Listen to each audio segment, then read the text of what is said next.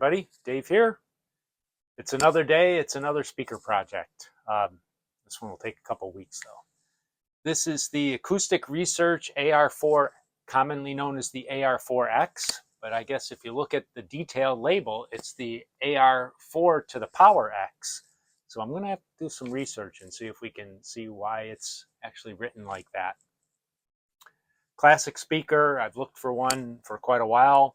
I found a pair as part of a bundle deal from a guy. He called me up based on my website and he said, hey, I've got this stuff. You want to come take a look at it? And he knew that the speakers were the prize. But along with the bookshelf speakers, the Acoustic Research AR-4X bookshelf speakers, we also picked up a Panasonic all-in-one from the 80s. And a Channel Master AM/FM 8-track from the 70s. So that was, and I'll actually show you that. The Pioneer, the Panasonic's done. That needed a new tire for the drive belt for the turntable. Not drive belt, but for the drive wheel. So I put a new tire on it. And then the Channel Master needed some veneer work and some cleaning. We'll get to those at some point, but let's dig into the AR-4Xs. I've poked around in here a little bit. We do have a project, and I think it's going to end up being an eBay search based on where we're at right now. All right, this one we've got turned around backwards. We've got the original warranty card, and the person who bought them did not fill out and send in the warranty card, and the same is true on the other one. You could also see they were meant to go in the landscape format as they were intended to go on a shelf, and you can put them vertically and you can actually rotate the badges, so that's interesting. The badge, you can rotate that either direction depending on if you have them portrait or landscape. Here's the main label. We've got a serial number. They're not sequential, but they're pretty close. And we've got a increase-decrease pot here. This is not an L pad. I think this is just a standard 3-terminal variable potentiometer. Let's flip this one around. This is the one I actually dug into already, and you can see from the cloth it's the grill is stapled on,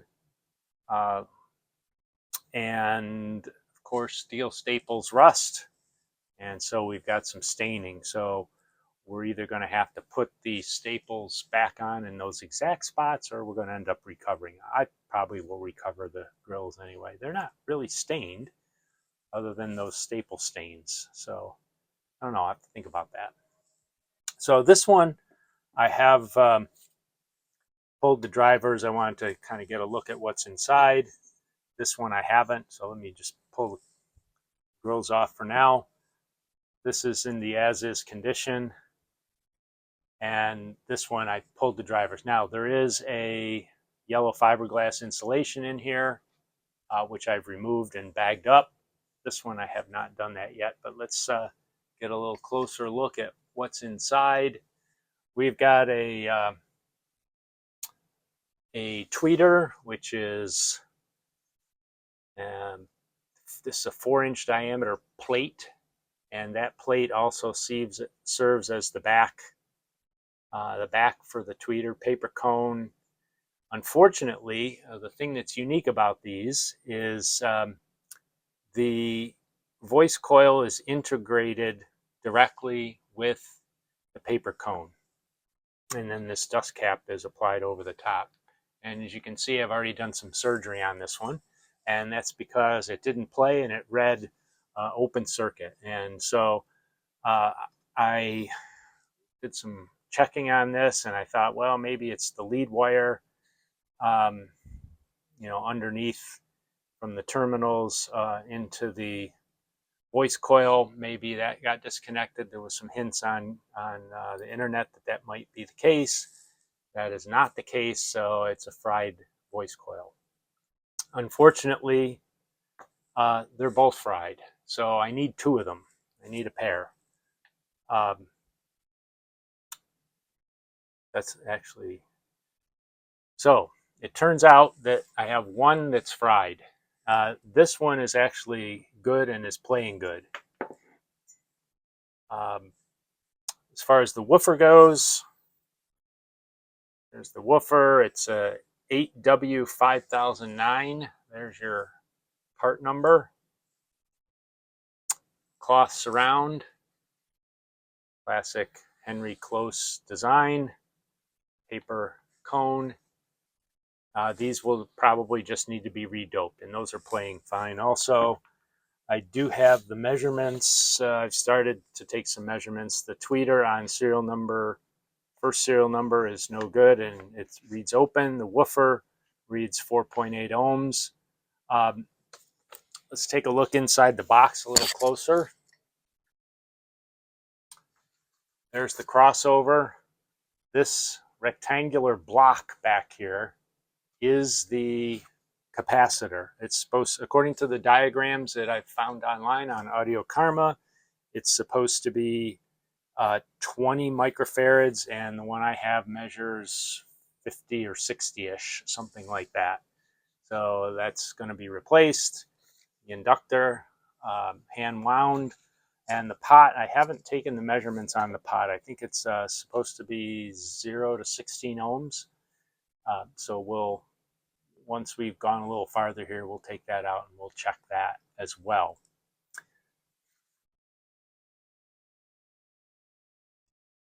Just to spin around here, the box is, it's dirty, but it's in generally good shape. No big digs or scratches or anything along that lines. So I think they'll clean up beautifully, actually. And they're heavy, so I think that's why these, part of the reason why these have such a good reputation. So we've got a capacitor work to do. We'll take the pot out. We'll see how that measures. I suspect we'll have to clean that up and probably take that apart. I don't think we've ever done that on the channel, so we may show that as part of this video. When I pulled the drivers, you can see this butyl sealant, some of it pulled away, and that's left us with a little repair work to do and clean up this edge, this recess, and then some of the butyls here. We'll probably just put a whole new bead of Mortite along there. And on the tweeter side, here you can see all the Mortite, or their butyl caulking, is all intact there. We'll have to see if we leave that. Maybe it's worth leaving for the originality of it. Sealed box, that's part of the acoustic suspension design, and so we have to make sure this is airtight so we get the air spring effect from the woofer.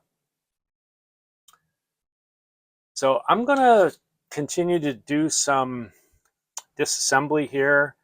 I have measured, as I mentioned, the this tweeter. I did take that out and measure it. This one is playing okay and measures 4.6 ohms. And the woofer, I don't know yet. I haven't got that part yet. So let's keep digging, and we'll jump back in when there's more to talk about. Pulled out the two drivers here. There's this piece of, I don't know what this material is, but again, it's to protect the fiberglass from coming into the backside of your woofer. Everything is soldered. Point-to-point wiring, all soldered. So I've clipped them off, and we'll probably resolder in the end. Just wanted to show you that view as well. We're going to take a minute and talk about the wire wound resistor potentiometer here for the tweeter. I will put up the Audio Karma post that shows. There's been a lot of, well, actually, let me take these leads off of here right now. There's been a lot of confusion about this crossover in this tweeter, and I think part of it you can see right here. There's an X on this terminal on the tweeter, but a yellow dot on this terminal. And this is where I clipped off the yellow wire, this is where I clipped off the green wire. And those are both coming from this pot. Yellow and green, here they are. So the green is coming off the wiper from the center, and the yellow is coming off leg 2. But I also noticed that there's a previously cut off wire soldered onto leg 1. And if you'll note in the Audio Karma post, there appear to be different configurations of this crossover, and it all has to do with the tweeter wiring. In whether or not the phase is reversed or not, different people seem to have different configurations inside their AR-4x boxes. So I'm going to rewire mine exactly as it's here. So I'm not going to follow the diagram. I'm going to wire it exactly as it's shown here.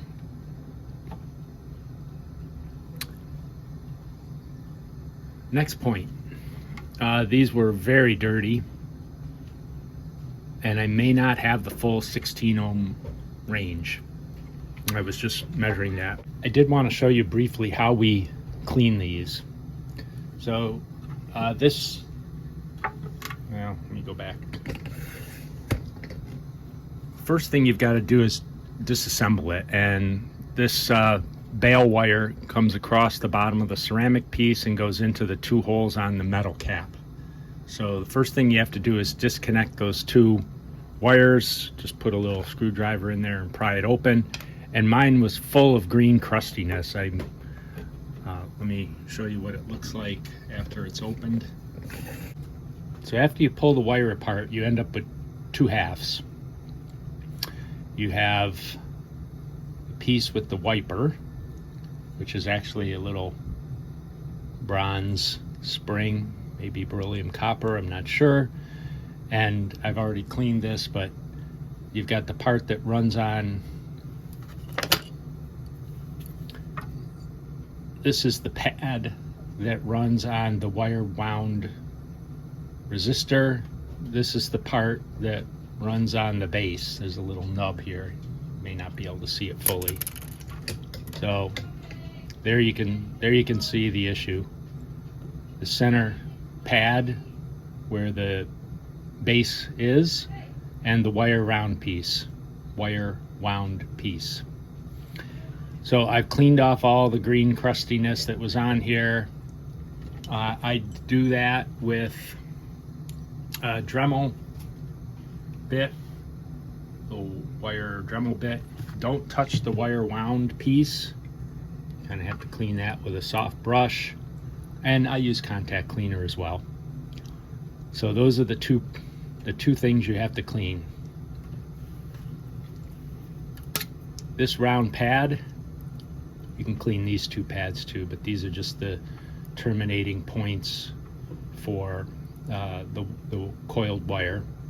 So you clean this pad, you clean this pad, and you clean this pad. And this piece actually comes right off. So you can clean it separately. There you can see it.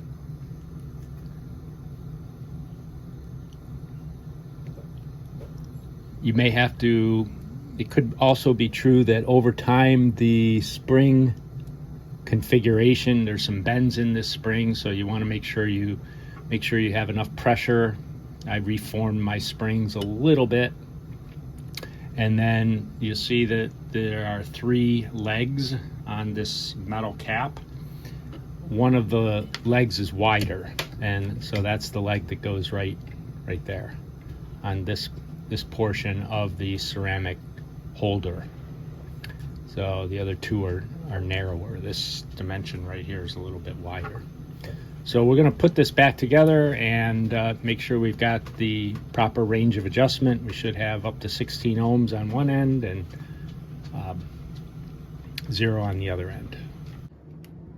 So we've put it all back together, and I wanted to show you the issue that we're having. Try to get the light just right. You see how there's not a uniform shine on this metal disc? This is where the wiper, the other half of the wiper, so half the wiper rides on the wire wound area, and then half rides on the center pad in the middle. And you can see there's gloss variation here, and this area is shiny and this area is not. There's a couple areas that are shiny. Well, I've got a probe here and I've already got one probe connected, but you'll see we're in contact with the plate, but we don't have continuity. We touch in the glossy area, we have continuity. Non-glossy area, no continuity. So we only have essentially a partial range of operation of the pot. So we've got to get this polished up to the point where we have full continuity here. And that's our next step. We'll have to find out why. I know it's why, because it was green and crusty and corroded, and it looks like the plating or whatever this, if we push real hard we can probably get through this stuff, but we've got to get it polished up more properly so that we get a full contact throughout the entire circumference of this disc. And we've got the same issue on the other pot as well. So that's our next project. We're probably going to try some metal cleaner. I tried the wire, just a straight wire wheel didn't seem to polish it up enough. So we're going to have to break out the chemicals. All right, update here. We weren't having full contact throughout the entire range of the sweep of the little contactor wiper on the center pad and the wire wound coil. So we've got out the metal polish. I'm just using this Silvo. You can use Brasso also. We've polished up the wiper itself, and then we've used soft bristle on the Dremel. That didn't do much, so I had to go with the fine wire wheel in the Dremel, and we've really worked the circumference of this pad quite a bit, and that seems to have gotten us full continuity. You can, if I catch the light just right, you'll see, up in this zone we still have good plating on this disc, but the rest of it, the corrosion really ate into the plating, and so I think we have just not as good a contact. So that's the area that we've worked on. It's the rest of the circumference of this disc, and I've got it to the point now where we've pretty much got full contact and full continuity all the way around the circumference. A couple places maybe where I need to work it a little bit more, but much better. So we're making progress. We'll finish this up, then we've got to do the other one because I've got the exact same situation there, but I think we'll get this disc back into shape.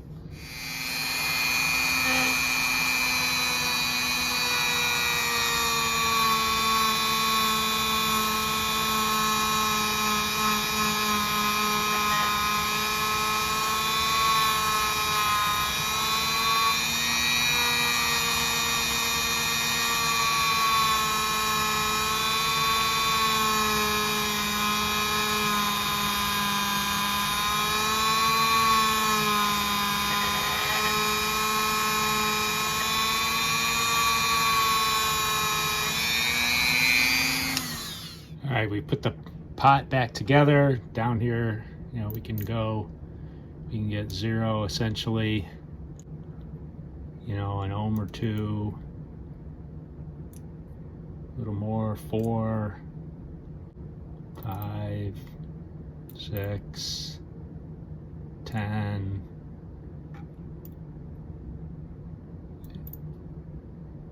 7, 16, 20. It's only supposed to go to 16. Let's go to the top. Yeah, 6, 15, 7. That's what we measured originally. So there it is. So we'll have to do that to the other one, and we've got a working pot. It was worth saving them. They're actually fairly expensive online. So for a 25 watt, 16 ohm, 25 watt pot, fairly expensive. So we've taken care of that. All right, let's just confirm what we've done here. We've got our capacitors been soldered in, and we've hot glued it to the old capacitor block. Our pot has been thoroughly cleaned. The wiper now reads during the entire rotation, and we've mounted that back in. So all our wiring's done. Our woofers are redoped. We're ready to refill the box. We do have our one good tweeter, so we can make one speaker complete. Just to revisit the numbers that we had here. Here we go. Our two serial numbers. Tweeter on the 87 is the one that's no good. I have broken down and bought a pair of used OEM tweeters on eBay. Supposedly one works and one doesn't. So those are on order. I should have those at the end of the week, and that will allow us to finish the second one. Woofers both tested okay. Our capacitors were both no good. That's why we've installed the new 20 microfarad capacitors. Our pots measured good end to end, but the intermediate data was flaky. So we've cleaned that up and fixed that. The inductors are fine, so no issue there. In the meantime, we've refinished the walnut. This was just a simple cleaning with mineral spirits, steel wool. We used the Howard's Restore finish, and then the feed and wax on over the top of that. We'll get the tweeter. I'll show you the final grills, and we'll have a listening. That'll be our next step.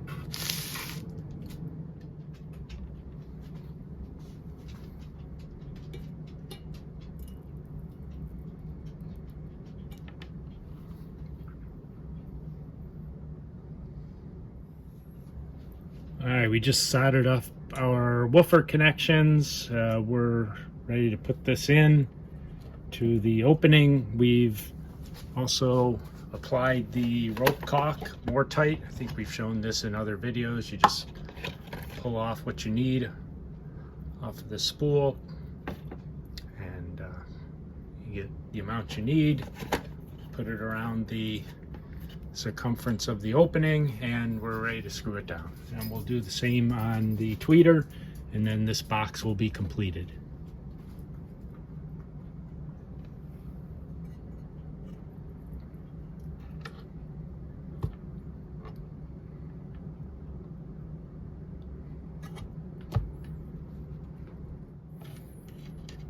All right, let's get our tweeter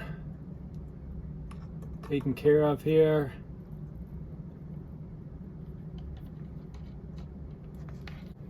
You can see this flange piece, which is also the backing basket, is raised up a bit, so we'll gently get this pressed down into the more tight. That'll make sure it's really seals the box well.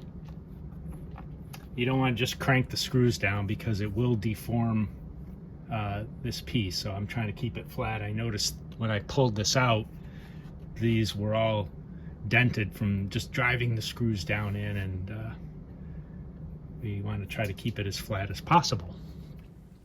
While we're waiting for our tweeters to come in, this would be a logical time to do our sidebar, but we've already done the history of Henry Close and Edgar Vilcher in our KLH video, so if you want to know that story, please go to that video and check it out.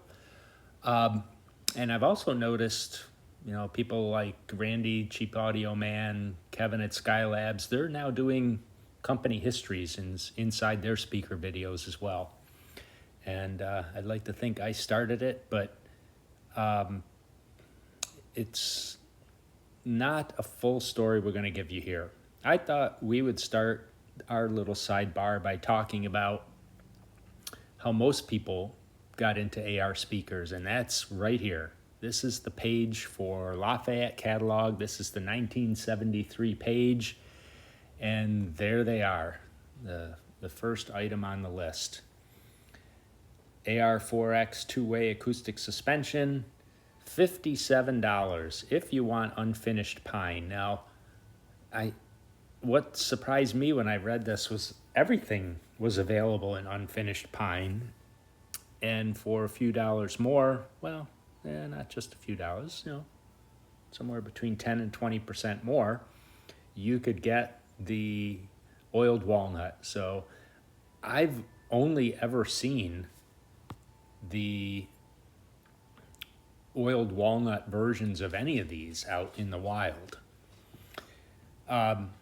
I think the other thing that occurs to me when looking at this picture is the base. People are getting hundreds of dollars for reproduction bases made of, in this case, either birch or walnut. And I actually have some nice walnut from some walnut trees we used to have on our property. And I think I might take that on as another project for these, is to build a set of bases. They're not that complicated, and if I'm going to resell them, that will make for an interesting addition. I was thinking about keeping these because they are fairly nice quality and sound good, but the bases might be a nice addition as well. So got to think about that a little bit more. So as you can see, the AR-4X was the introductory version, and I did investigate the 4 to the power X, and it seems like that was just a font issue, and nobody really knows why some of the diagrams and labeling shows the power X, but it sounds like it's not a real issue. Here's a full ad that you might have seen. This ad shows that they were also available in unfinished birch in addition to the pine. But this gives you a little bit more detail about the speaker, and included some reviews, so I suspect they were very interested in getting the reviews done so that they could include that in their publications. Here's a comparison table of the entire AR lineup at that time.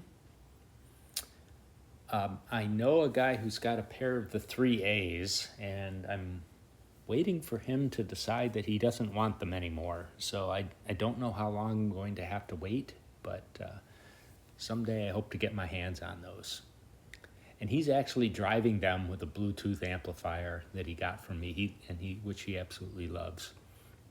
So a little plug there for a simple Bluetooth amp to go with your vintage speakers. He loves just the simplicity. Crossover point, 1200 hertz. It does have the tweeter control as is referenced here in that first column. And everything else is pretty straightforward. I found this set of frequency plots as well. And you can see, the woofer tails off, around 70 hertz, something like that, 60 to 70.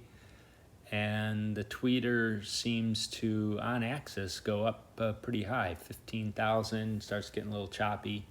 It does fall off in the off-axis position, as you can see from that upper graph. I will put up a plot of how I like the tweeter setting.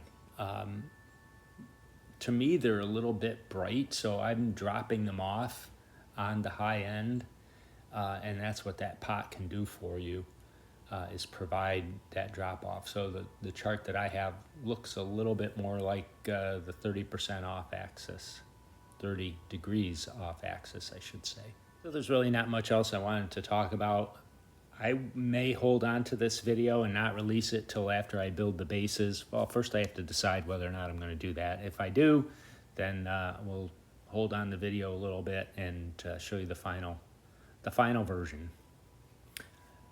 So quick sidebar, let's get back to finishing this pair so we can really put them together and have a complete listening session. Our eBay purchase has arrived. That means we have a replacement OEM matching tweeter installed in place of the one that was dead. And it turns out I bought a pair, and the seller said one was good, one was dead. And he was right. This one was dead. So I now have two dead ones, which I'm going to have to do some research to see if I can resurrect them. The numbers on the one I purchased from eBay was 4.8 ohms. The one in the other box that we had that was good was 4.6. So we're in good shape. Our caps are done. Everything's done. We put the more tight around the circumference. We're back together. I think we've already covered the cabinets are done. Now it's a question of the grills. And, you know, there they are. They're not bad, but I realized we can probably do better. There's maybe a small amount of staining. I believe there is some yellowing. Here's a couple of colors of linen cloth I have. I have one here that's a little more Adventish, lighter. And then I've got this one, which I think is very close. If you look down here in the corner, let's make sure, yeah, you can see down in the corner where the wood frame backs it up. You can see that's pretty darn close to the original. This area where there's a brace across here, and so you can kind of see that coming through as well. But I think we're going to recover them, give them a fresh look, clean them up a little. So we'll use that linen. I don't think I'm going to reuse the staple approach. I really don't like the staples. We'll probably move up to some Velcro. I'm not sure there was such a thing as Velcro widely spread when these were first created, but there's also a good friction fit here. So I think we're just going to go ahead, recover. These are stapled on. I think we may end up doing some contact cement instead of staples. That's my preferred method, I believe, with this kind of fabric. So that'll be our final step, and then we'll do our listening. We could do our listening now, but I think we'll hold off on that till we're done. We've shown staple removal on this channel before, so I don't see a big reason to go through all that again. But in case you hadn't seen it, you know, we just take a pick, go under the staple, get it started, lift it, come in with a pair of, I use these curved needle nose. It's good for grabbing and prying, and staples come out. So that will allow us to peel this off, and then that'll give us a template also for putting our new fabric on. I had assumed that the little AR badges would have just a simple stud on the back, but they're not. They're actually a screw. There you can see the threads. It's actually a flathead wood screw glued right to the back of the badge so that you can rotate it in, and that's how you get it to the position you want, whether you want the speakers upright or on their sides. Very interesting. Another quick observation regarding the construction here. Somebody might benefit from this. I see that these are actually glued and stapled. So there's actually residual glue on the front facing side, fabric facing side. So they did put some contact cement and then wrapped and then stapled. So just for your reference. We're back. The grills are done. We've got our new linen, reinstalled our badges. Our drivers are back in place. We've ended up with 2 blown tweeters. I've done some checking with some of the tweeter experts around the country. Everybody says trash them, so that's probably what I'm going to do. The wood refinishing has come out beautifully on these. This is a pair I'm really proud of. So Robert, thank you. These are going to live a long, useful, productive life, I believe. So thanks for following along. Let's go listen to a little Cha-Cha Fontanez. I hope you enjoyed this video. If you did, please like it and consider subscribing to New to You Speakers. Let's have a listen. As we get these set up, we'll pan across here and you'll see the next project. There they are. Fisher XP55Bs. This video will be coming up.